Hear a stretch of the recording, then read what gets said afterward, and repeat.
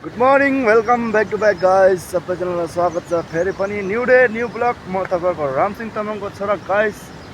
अनि आजको डेमा जेसिबी लिएर आउनुपर्छ माथिबाट, किन भन्दाखेरि यहाँ गिटी तान्नुपर्छ, भेता फ्याँक्नुपर्छ, मेटेलिक हाइजिङ गर्नुपर्छ। अहिले ढुङ्गा एक गाडी लिएर अनि त्यहाँबाट जेसिबी लिएर आउनुपर्छ, फेरि बेलुका लिएर जानुपर्छ जेसिबी है गाइस। यस्तै छ लाइफ।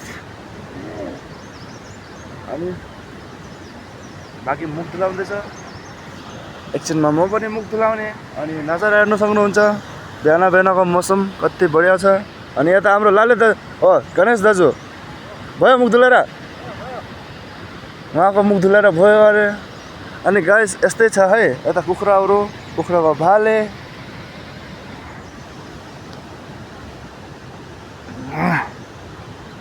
दुई दिने जीवनमा लानु के छ र, एउटा मेमोरिजको लागि, मेमोरिल्स भन्छ नि फेसबुकमा या केमा पनि हो, त्यसैको लागि हो यति कोसिस गरेको।